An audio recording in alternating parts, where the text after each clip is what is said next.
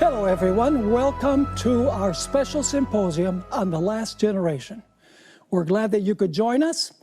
Before we begin, we want to have a word of prayer, and then I'll give a little explanation about where we're going. So let's bow our heads reverently for prayer. Father in heaven, we come before your awesome throne in the powerful name of Jesus, asking that you will bless not only this presentation, but that you will bless every speaker and bless all of those who are viewing some TV and social media.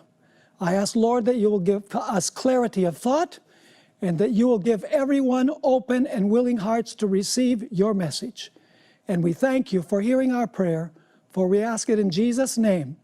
Amen. In the year 1975, a groundbreaking book was published by the now defunct Southern Publishing Association. The name of the book was Perfection, the Impossible Possibility. 4 authors contributed to this book: Herbert Douglas, Edward Heppenstall, C. Mervyn Maxwell, and Hans Laurendale. Now, I haven't read that book in many years, but I still remember the contents of the book. Basically, Herbert Douglas and C. Mervyn Maxwell were pretty much on the same page, whereas Edward Heppenstall and Hans Laurendale also had very similar chapters, different way of looking at it, but basically the same idea. With this in mind, I would like to mention that these days, there are actually 2 views on last generation theology in the Seventh-day Adventist Church, of course, with minor variations. And those 2 groups are what we're going to talk about in this particular symposium. Now, both of these groups have several things in common. First, both groups believe that probation will close before the second coming of Christ. Both groups agree that after probation closes, this world will experience a time of trouble such as has never been seen in the history of the world. Both groups believe that God will have a faithful remnant, known in the book of Revelation as the 144,000, that will retain their allegiance to God during this very trying period. They also agree that during this time, God's faithful people will live on this earth with their sinful human natures, but they will overcome. And finally, both groups believe that God will remove the sinful nature of the final generation when Jesus comes from heaven and transforms this lowly body into the likeness of his glorious body. So those are the points of agreement. However, the 2 groups differ in 2 particular points. First of all, the question is, will Jesus mediate or intercede for the sins of the faithful remnant after probation closes? One group says yes, the other group says no. The second question is, will the faithful remnant live during the time of trouble without sinning in act, in word, and in thought? So the groups have several elements in common, but they also have 2 elements where they believe differently. Now, as I begin, I want to mention that there are lurking dangers with both positions. On one hand, those who believe in total victory over sin before the close of probation might fall into perfectionism or fanaticism, thinking highly of themselves and criticizing others for not reaching their high level of spirituality. The danger on the other side is to take sin lightly, to justify sin because of hereditary and cultivated tendencies. The danger of this side is to teach that man's sinful human nature is so powerful that not even God's omnipotent enabling grace can give us total victory over sin. So let's ask, What do we mean by the final generation? Who will belong to this group? When will they live? And what will this group be like? By definition, the expression final generation refers to a faithful remnant that the book of Revelation refers to as the 144,000. This group will survive the worst time of trouble in human history and emerge victorious on the other side of the time of trouble. At the end of this terrible tribulation, God's people, the living saints, will be translated to heaven along with those faithful saints that died and resurrected. Daniel 12 verse 1 is the key verse that will provide the context of our discussion in the next several days. It's no coincidence that Ellen G. White begins the chapter on the time of trouble in the Great Controversy by quoting Daniel chapter 12 and verse 1. So Daniel 12 verse 1 is the central verse when we discuss what we're going to study in the course of this symposium. So let's read Daniel chapter 12 and verse 1, and there are 8 elements that I want us to focus on in this particular verse. It says there in Daniel 12:1, I'm reading from the New King James Version, "At that time, Michael shall stand up, the great prince who stands watch over the sons of your people. And there shall be a time of trouble, such as never was since there was a nation, even to that time. And at that time, your people shall be delivered, every one who is found written in the book." Now, what are the 8 elements that we want to take a look at? First, the expression, "at that time." Secondly, we want to identify Michael, the great prince.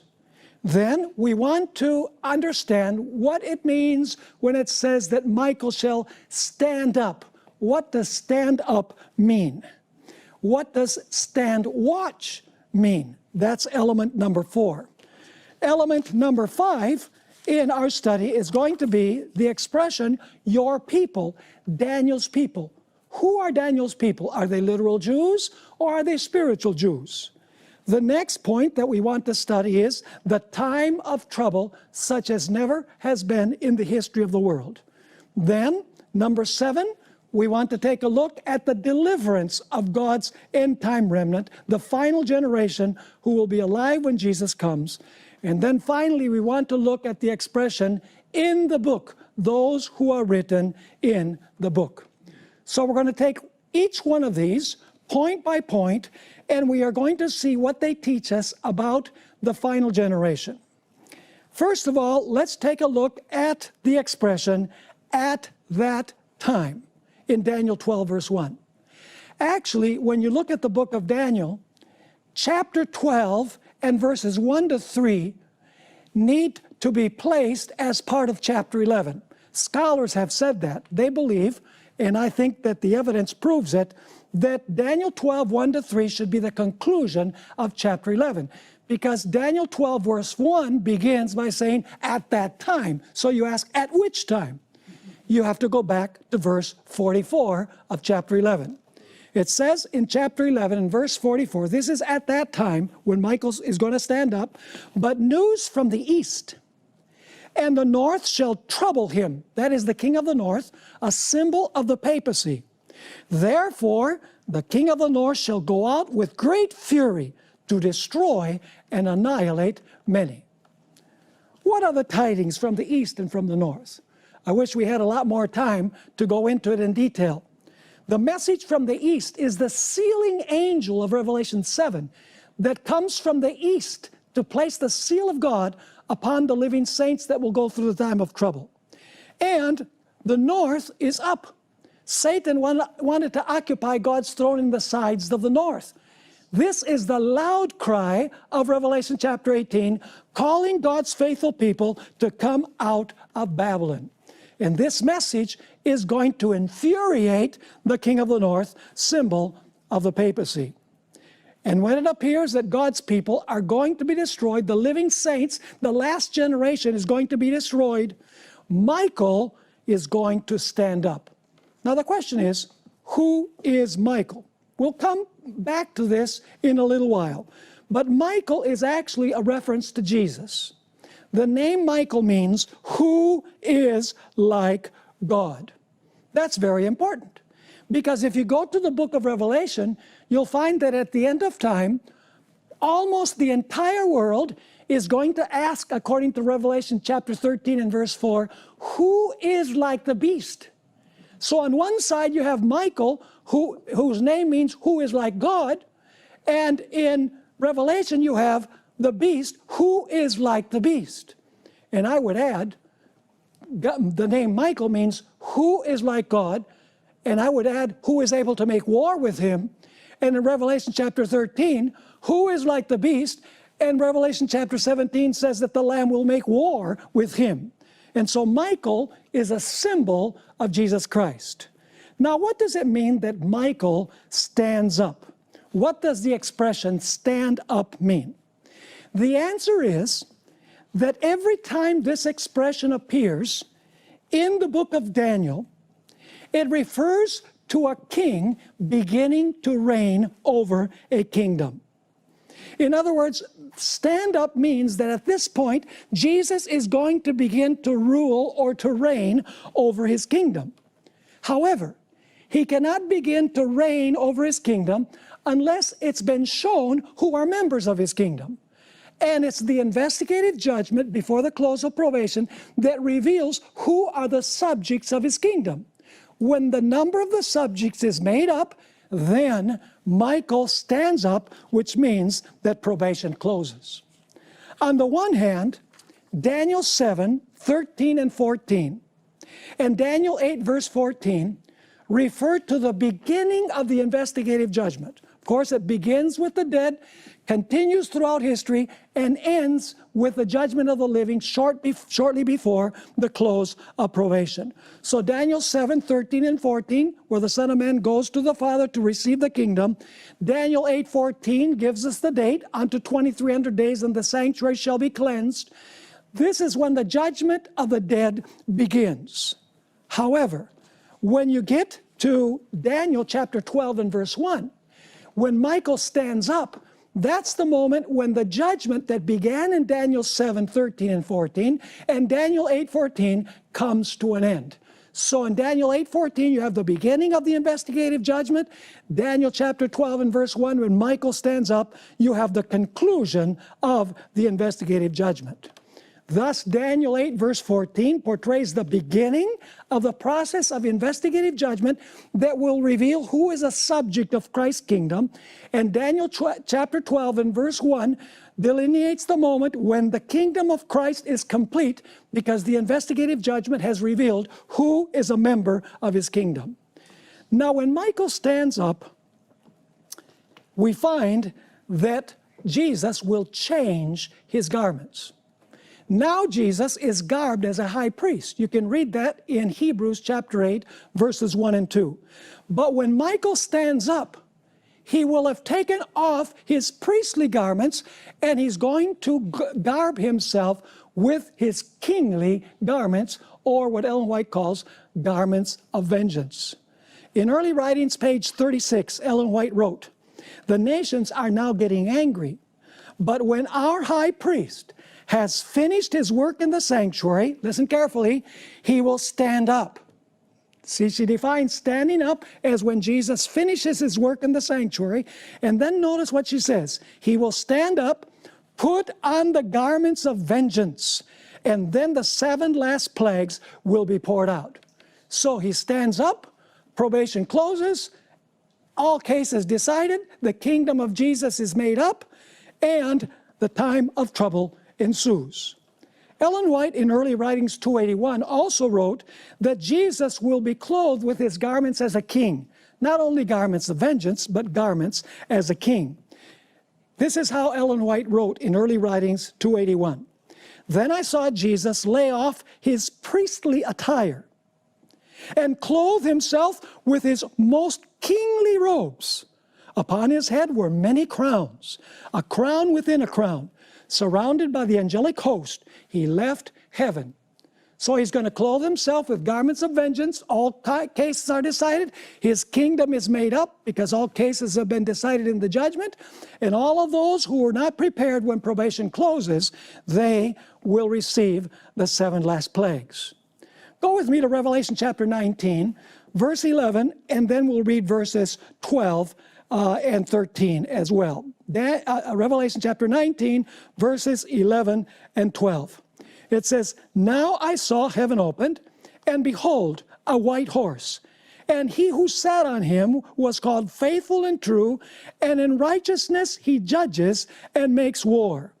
His eyes were like a flame of fire. On his head were many crowns. And the armies in heaven, clothed in fine linen, white and clean, followed him on white horses." And then verse 16 tells us that he comes riding on the white horse as King of Kings and Lord of Lords. So clearly when Jesus returns, he will be garbed as a king. What does that mean? It must mean that he has changed his robes. Because if he comes clothed as a king, it must mean that at some point before, he took off the garments as a priest. He did that when probation closed. The Sabbath School Quarterly for the first quarter of 2020 explained the meaning of the word stand. This is how it reads. First, the verb stand evokes the rise of kings to conquer and to rule. Now this judgment, we know, does not take place on earth. The investigative judgment takes place in heaven, according to Daniel chapter 7 and verses 13 and 14. You say, how do we know that? Because in Daniel chapter 7, 9 and 10 and 13 and 14, Jesus goes to the Ancient of Days in heaven to receive the kingdom. This means that Jesus performs the work of investigative judgment in heaven, and when the investigative judgment is finished, then he stands up. Let me just read you a statement that we find in early writings, page 280. I'm going to add a few explanations in brackets to make sense out of the statement. At the close of probation, every case has been decided for life or death. While Jesus had been ministering in the sanctuary before probation closes, the judgment had been going on for the righteous dead and then for the righteous living. When probation closed, listen carefully, when probation closed, Christ had received his kingdom, having made the atonement for his people and blotted out their sins. Now, listen carefully. Christ had received his kingdom, having made atonement for his people and blotted out their sins. What does that mean, he had received his kingdom? She explains now. The subjects of the kingdom were made up. In other words, the number of the subjects had been determined in the pre-advent investigative judgment. And then she writes, the marriage of the Lamb was consummated. So the marriage between Christ and the totality of his people takes place in heaven, not on earth. When the kingdom of Christ is complete, when he's revealed who belongs to his kingdom, then his kingdom or his bride is complete. And now Jesus can take the kingdom, or Jesus can marry his bride, is another way of saying it. Now, Jesus told several parables where he indicates clearly that before the close of probation, he is going to determine who is a subject of his kingdom. Let's notice Luke chapter 19 and verse 12. Luke 19 and verse 12. This is the famous parable of the minas. And it says there, a certain nobleman, that's Jesus, went into a far country, that's the ascension of Christ to heaven, to receive himself a kingdom. So what did Jesus go to heaven for? To receive the kingdom. He doesn't receive the kingdom when he comes as King of Kings and Lord of Lords and becomes the Lord of this world. No, that's not at all. So it says a certain nobleman, Jesus, went into a far country, heaven, to receive for himself a kingdom that is from the Father, according to Daniel 7. And then it says, and to return. To return where? To the earth. That is the second coming of Christ. But he receives the kingdom in heaven. Another interesting parable is the one in Matthew 22, verses 1 through 14. And I'm not going to read that entire passage. It's the man who entered the wedding without a wedding garment. You know, the parable tells us that the wedding chamber becomes filled with guests because the gospel has been preached. People have accepted the gospel. They profess to serve Jesus Christ. But then the king comes out to examine the garments of the guests to see if they really deserve to be part of the bride, if they really are part of the kingdom. And there's an individual in there, according to the story in Matthew chapter 22, that does not have a wedding garment. By the way, the word that is used for the king coming out to see the guests is the Greek word theaomai. It does not mean merely to look or to see. It means to investigate or to scrutinize. So this is the investigative judgment. Now let me ask you, is this taking place after the second coming of Christ? You think somebody is going to sneak into heaven and then Jesus is going to come out and he's going to say, let's examine the guests. And he sees an individual and says, how did you make it to heaven? Go back to the earth. Of course not. This is a heavenly investigative judgment where the characters of those who profess God's people are going to be examined to see if they deserve to be part of the bride or if they deserve to be part of the kingdom. Kingdom and bride are interchangeable. Now let's notice another parable that Jesus told. Luke chapter 12 and verses 35 and 36. Explicitly, we find here that the kingdom is taken over in heaven. Jesus says in Luke 12, 35 to 37, let your waist be girded and your lamps burning, and you yourselves be like men, listen carefully now, who wait for their master when he will return from the wedding. The disciples are supposed to be what? They're supposed to be servants, according to this, who are waiting for their master to what? To return from the wedding. So where does the wedding take place? In heaven. And then Jesus returns from the wedding. So once again, let your waist be girded and your lamps burning, and you yourselves be like men who wait for their master when he will return from the wedding, that when he comes and knocks, they may open to him immediately. Blessed are those servants whom the master, when he comes, will find watching. And then comes the wedding supper, which does take place in heaven. It says there at the end of verse 37, assuredly, I say to you that he, Jesus, will gird himself and have them sit down to eat and will come and serve them. Are you seeing clearly that the investigative judgment determines who is a member of the bride, who is a member of the kingdom? When the kingdom or the bride is made up, Michael stands up, probation closes, and there's no changing of sides at that point. Now, when probation closes, the faithful on earth will have to live without a mediator for sin. Let me just read you a couple of statements from the Spirit of Prophecy. The first is in Great Controversy, page 614. When he leaves the sanctuary, that is Jesus, that's the same as when he stands up, darkness covers the inhabitants of the earth. In that fearful time, the righteous, notice not the wicked, the righteous, the last generation folks, must live in the sight of a holy God. By the way, a holy God who cannot coexist with sin, a holy God without an intercessor. The restraint which has been put upon the wicked is removed. And Satan has entire control of the finally impenitent. Can you imagine what the world is going to be like when Satan has total control over the impenitent? He has brakes put on him now. But imagine the condition of the world when Satan has entire control of the wicked, not of the righteous, because Michael is going to stand watch for them. So once again, the restraint which has been put upon the wicked is removed, and Satan has entire control of the finally impenitent. God's long-suffering has ended.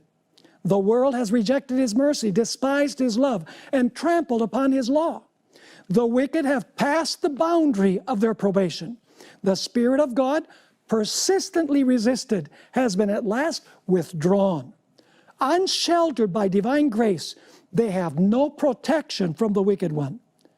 So Satan's not going to stand up for them like Michael is going to stand up for his people. She continues, Satan will then plunge the inhabitants of the earth into one great final trouble. As the angels of God cease to hold in check the fierce winds of human passion, all the elements of strife will be let loose.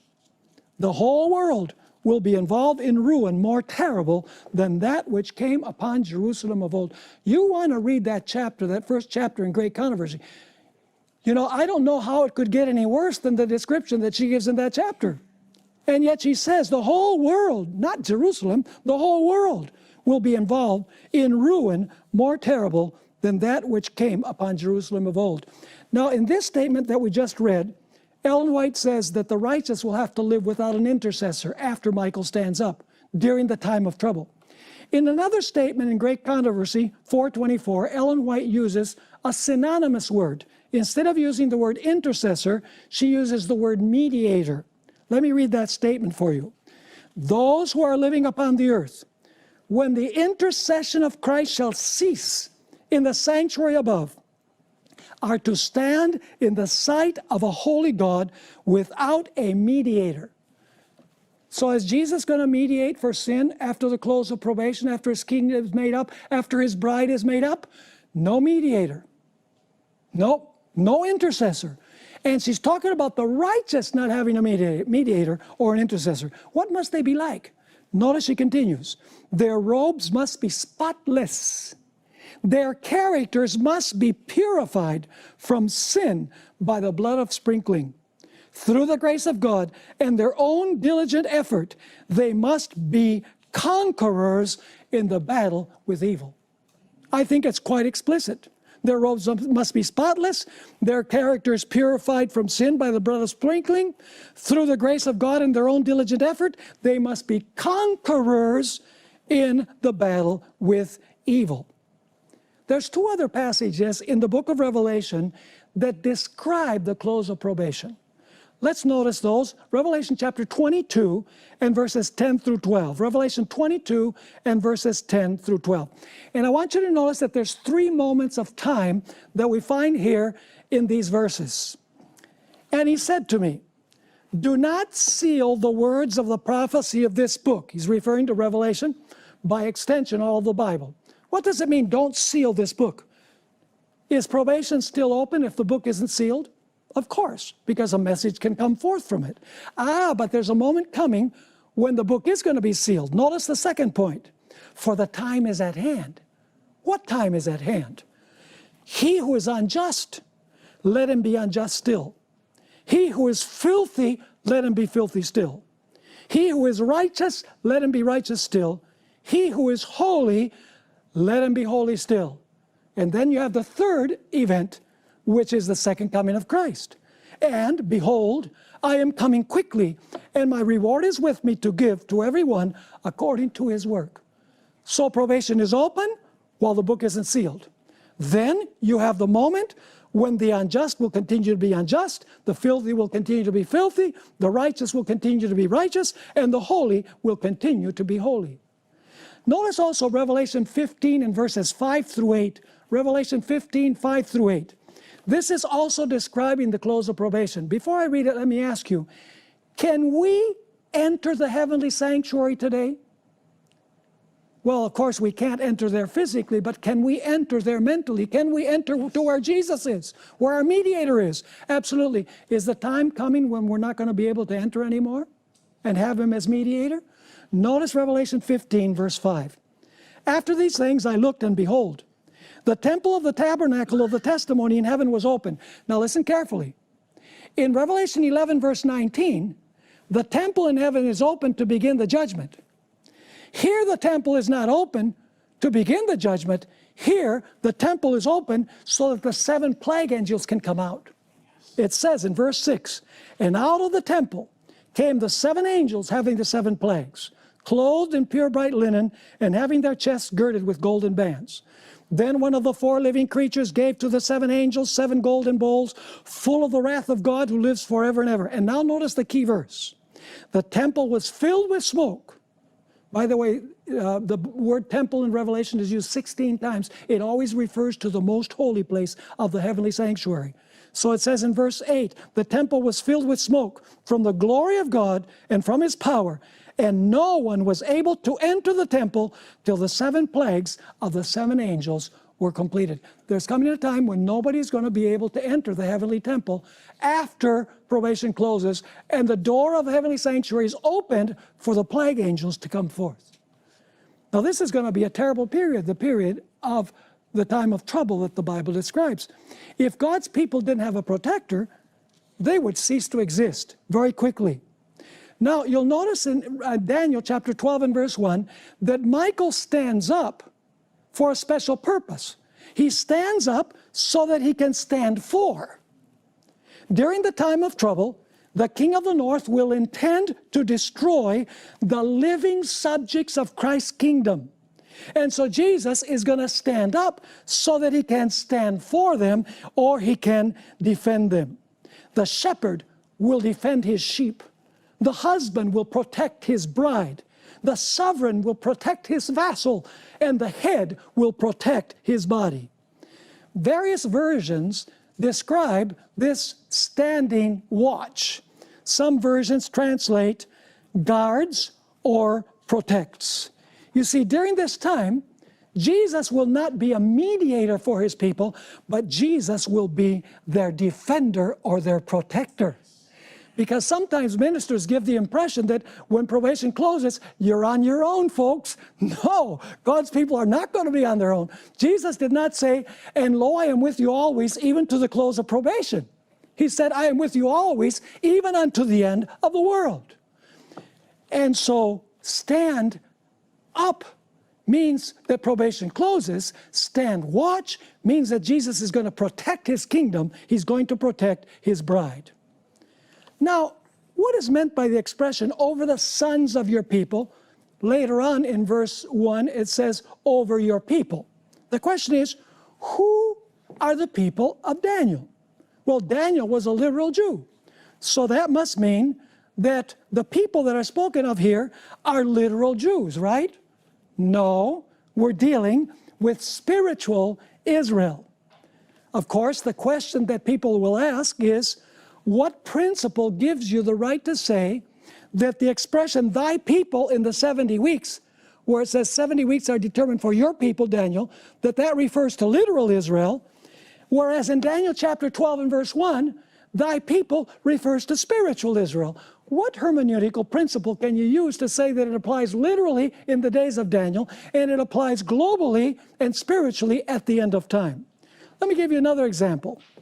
Why is the holy mountain in Daniel's prayer, in Daniel chapter 9, why does it refer to literal Mount Zion, whereas in Daniel 11 verse 45, it refers to a worldwide Mount Zion where God's people are spiritually gathered? We find the answer to these questions by understanding that while the Hebrew theocracy was in place, Israel was local and literal.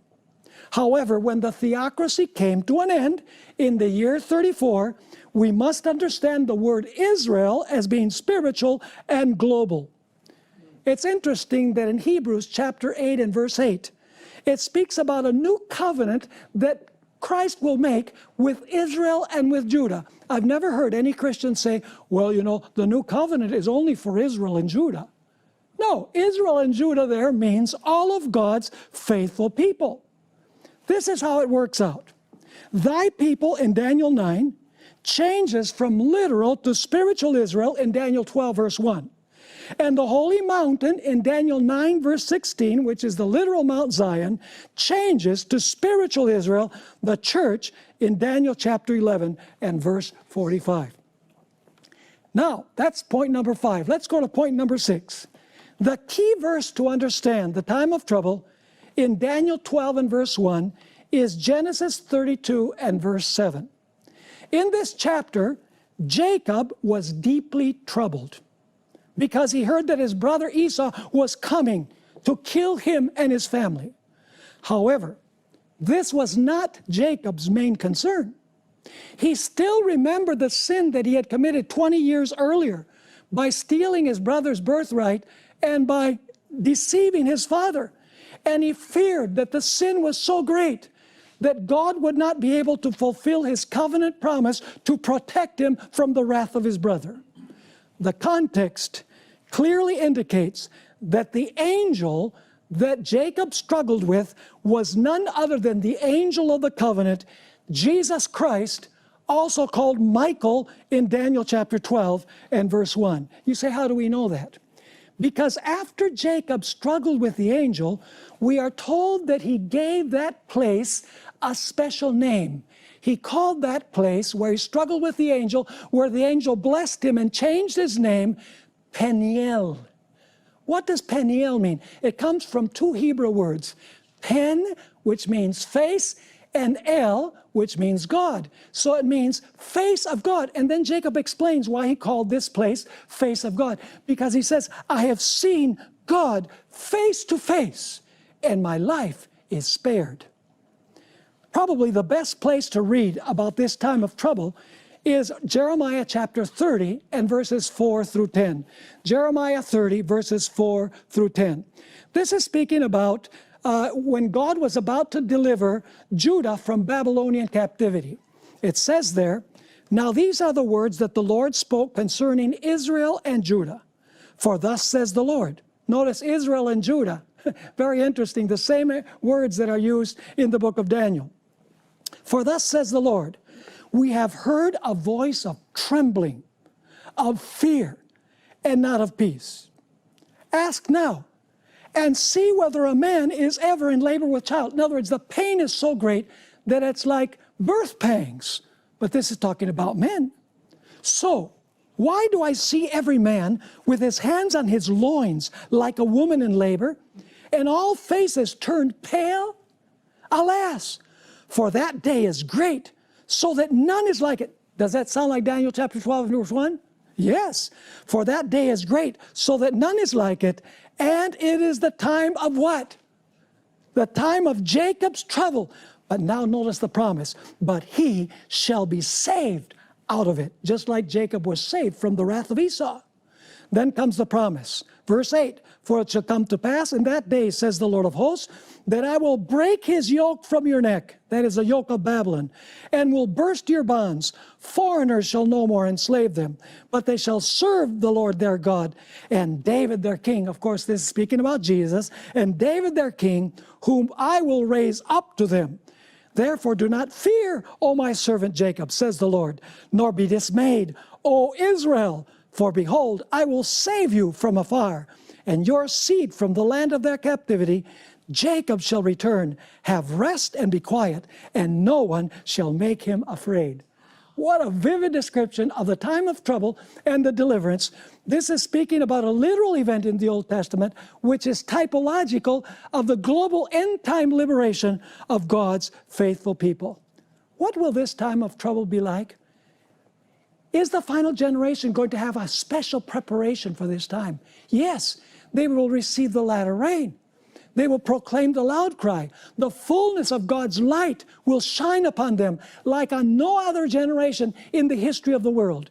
And the time of trouble will be the worst as well, which demands a special preparation. Notice volume 6 of the Testimonies, page 408. Men cannot discern the sentinel angels restraining the four winds, that they shall not blow until the servants of God are sealed. But when God shall bid his angels loose the winds, that's when Michael stands up, when probation closes, there will be such a scene of strife as no pen can picture. You can imagine the most terrible thoughts about what it's going to be like, and it's still going to be worse. Notice also early writings, page 280.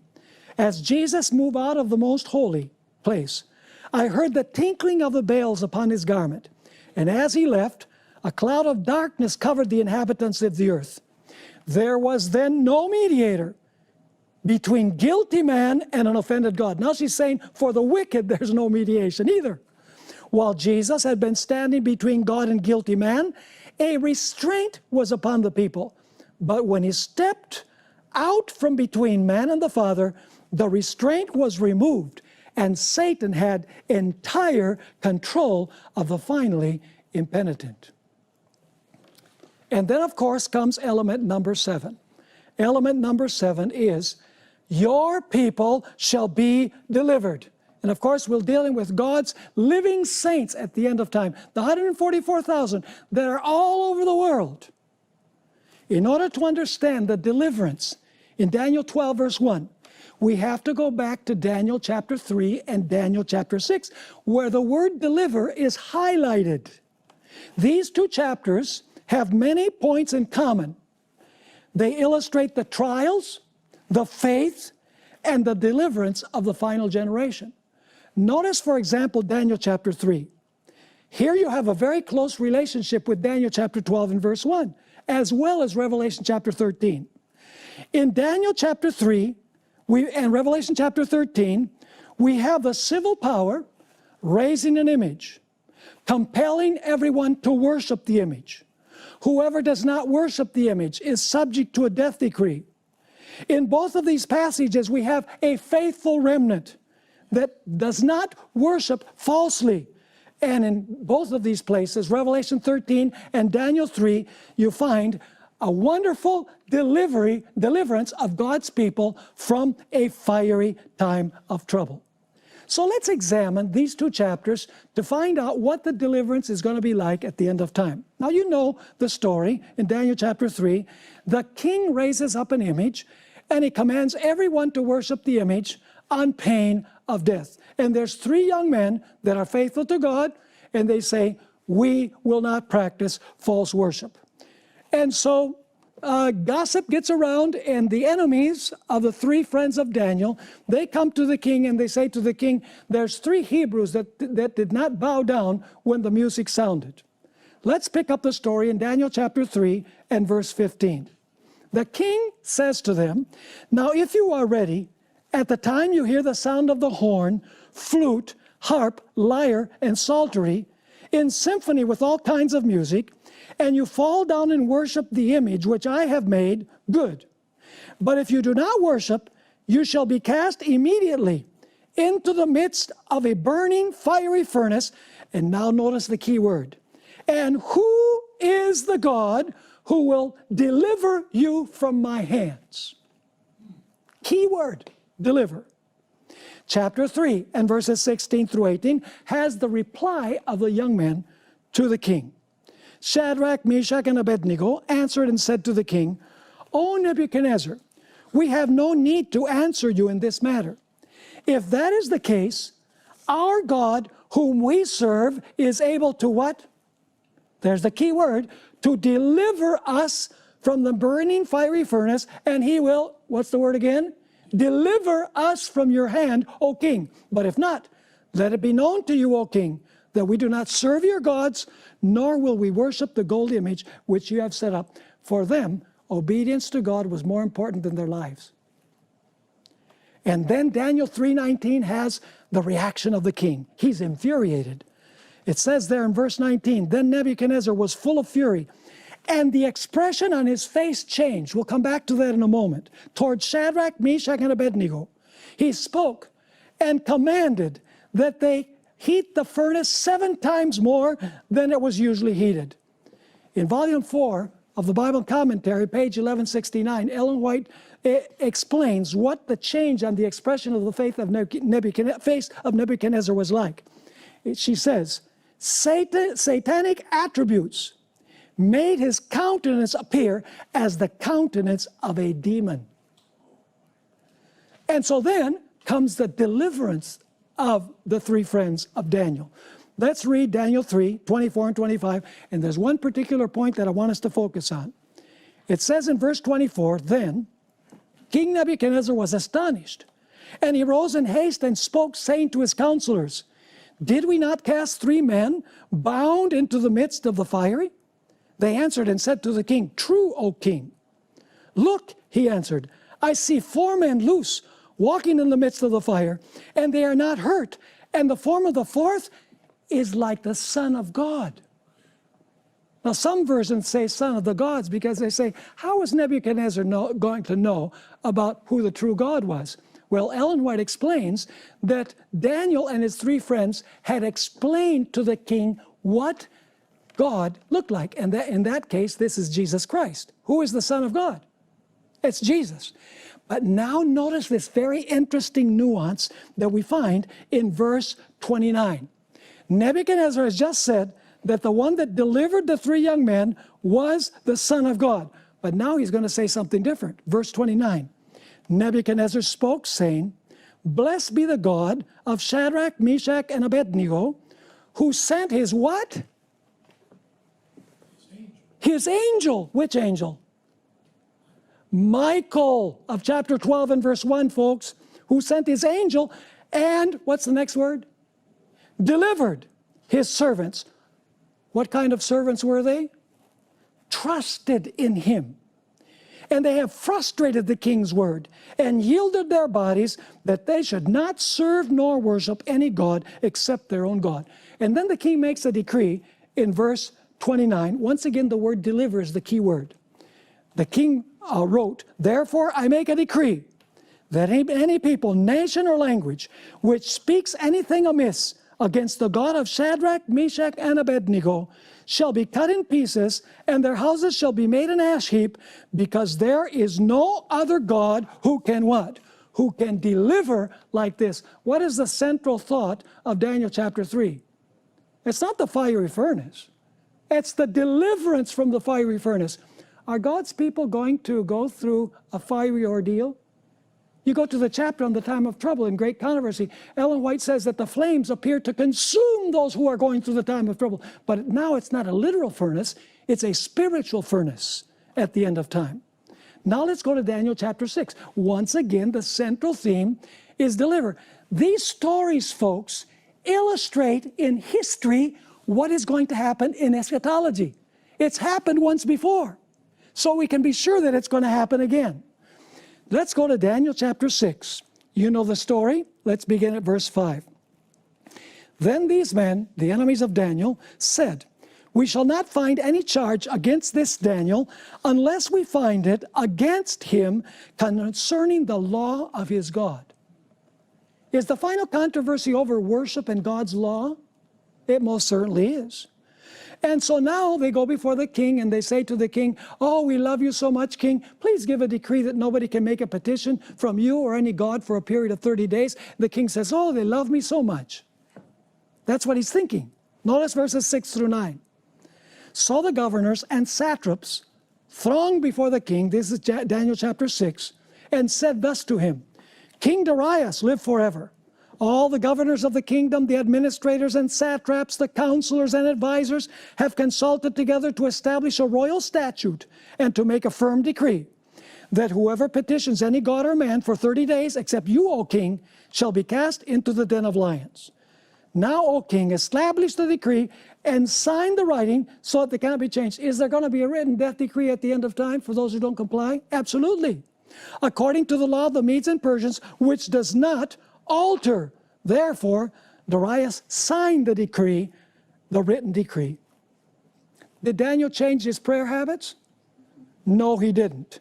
Verse 10 tells us, Now when Daniel knew that the writing was signed, he went home, and in his upper room with his windows open toward Jerusalem, he knelt down on his knees 3 times that day and prayed and gave thanks before his God, as was his custom since early days.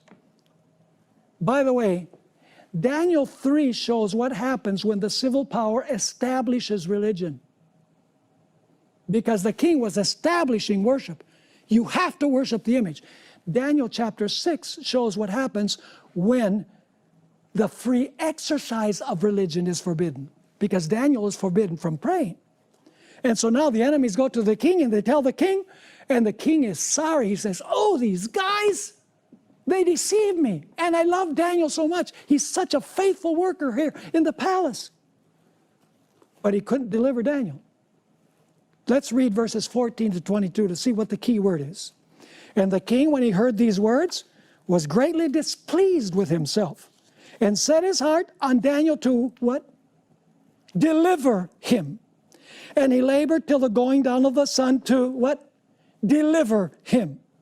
Then these men approached the king and said to the king, "Know, O king, that it is the law of Medes and Persians that no decree or statute which the king establishes may be changed." So the king gave command, and they brought Daniel and cast him into the den of lions. But the king spoke, saying to Daniel, "Your God, whom you serve occasionally," no, that's not what it says. "Your God, whom you serve continually, he will" what? "He will deliver you." Then a stone was brought and laid on the mouth of the den, and the king sealed it with his own signet ring and with the signets of his lords, that the purpose concerning Daniel might not be changed. Now the king went to his palace and spent the night fasting, and no musicians were brought before him. Also his sleep went from him. Then the king arose very early in the morning and went in haste to the den of lions. And when he came to the den, he cried out with a lamenting voice to Daniel. The king spoke, saying to Daniel, "Daniel, servant of the living God, has your God, whom you serve occasionally," no, it doesn't say occasionally, "now and then," no, that you serve continually, "has he been able to" what? There's the word again. "Has he been able to deliver you from the lions?" Then Daniel said to the king, "O king, live forever. My God sent his" what? What angel do you suppose that was? The same angel that went into the fiery furnace. "My God sent his angel and shut the lions' mouths, so that they have not hurt me, because I was found innocent before him. And also, O king, I have done no wrong before you." It says in verse 23, "Now the king was exceedingly glad for him, and commanded that they should take Daniel up out of the den. So Daniel was taken up out of the den, and no injury whatever was found on him." Why? Because he believed in his God. That word "believe" can be translated, he trusted in his God. In other words, trust for his God, obedience to his God was more important than life itself. After this, the king gave a decree, just like Nebuchadnezzar had done. Daniel 6:25-27. Then King Darius wrote, "To all peoples, nations, and languages that dwell in all the earth, peace be multiplied to you. I make a decree that in every dominion of my kingdom, men must tremble and fear before the God of Daniel, for he is the living God and steadfast forever.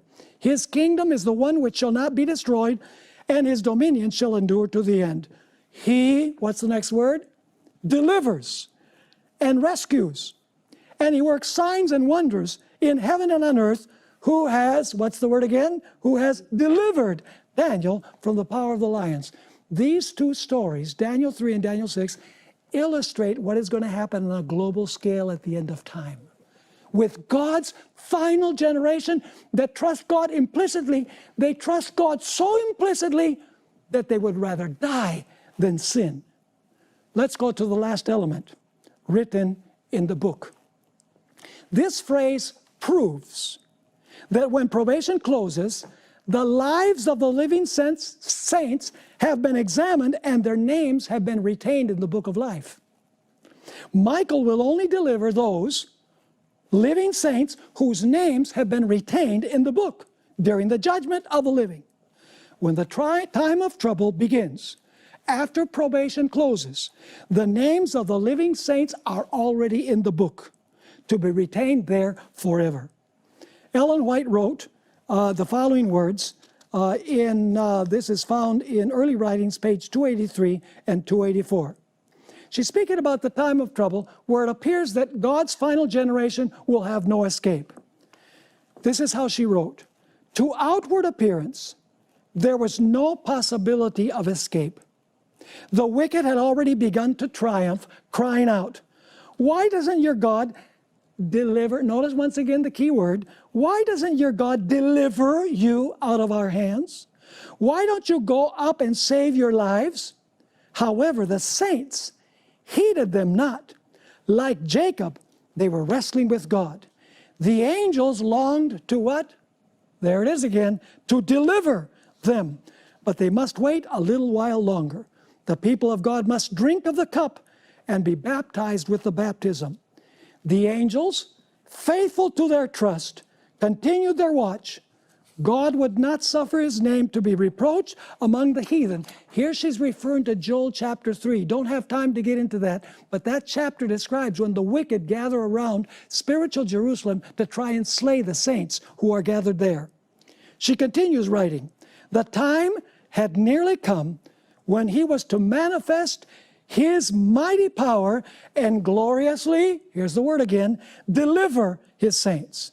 For his name's glory, he would, the word again, deliver every one of those who had patiently waited for him and whose names were written in the book. Are you understanding that the names of the living saints have been retained in the book before the time of trouble comes? Very clearly we find the investigative judgment in Daniel chapter 12 and verse 1. Because the names of the living in the judgment have been retained in the book.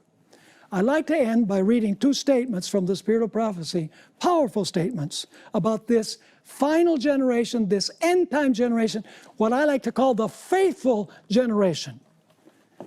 The first statement is in 4 Testimonies, page 495. Satan offers to men the kingdoms of the world, if they will yield to him the supremacy. Many do this and sacrifice heaven.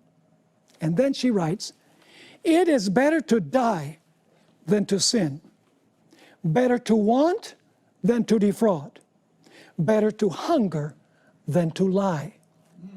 In another statement that we find in volume 5 of the Testimonies, page 53, those who would rather die than perform a wrong act are the only ones who will be found faithful.